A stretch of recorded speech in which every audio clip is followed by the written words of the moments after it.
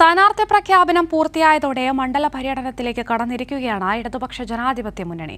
തിരുവനന്തപുരം മണ്ഡലം LDF സ്ഥാനാർത്ഥി പന്ന്യൻ രവീന്ദ്രൻ തന്റെ തെരഞ്ഞെടുപ്പ് പ്രചരണം ആരംഭിച്ചു. മണ്ഡലത്തിലെ വിവിധ കേന്ദ്രങ്ങളിലെത്തി പൗരപ്രമുഖരെ കണ്ടു. സ്ഥാനാർത്ഥി പ്രഖ്യാപനം കഴിഞ്ഞതോടെ ആവേശത്തോടെയുള്ള തെരഞ്ഞെടുപ്പ് പ്രചാരണമാണ് ഇടതുപക്ഷ ജനാധിപത്യ മുന്നണിയും സ്ഥാനാർത്ഥികളും നടത്തുന്നത്. തിരുവനന്തപുരം ലോക്സഭാ മണ്ഡലം സ്ഥാനാർത്ഥി പന്ന്യൻ രവീന്ദ്രൻ മണ്ഡലത്തിലെ നെയ്യാറ്റിൻകര അടക്കമുള്ള കേന്ദ്രങ്ങളിലെത്തി പൗരപ്രമുഖരെ നേരിൽ കണ്ട് ആദ്യഘട്ട തെരഞ്ഞെടുപ്പ് പ്രചരണം ആരംഭിച്ചു.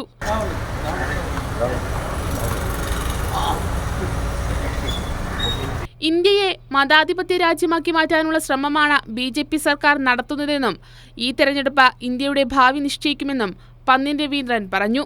എല്ലാ തരത്തിലും കേരളം മുന്നിലാണ്. ആ കേരളത്തെ ഏത് വിധേനയും തകർക്കാൻ കേന്ദ്ര ഭരണാധികാരികൾ ശ്രമിക്കുകയാണ്. നമ്മുടെ നാട്ടിന് കേരളത്തിന് അവകാശങ്ങൾ നേടിയെടുക്കാൻ ഇടതുപക്ഷം മാത്രമേ മുന്നിലുള്ളൂ. ആ ഇടതുപക്ഷം ജനങ്ങളെ രക്ഷകരാണ്.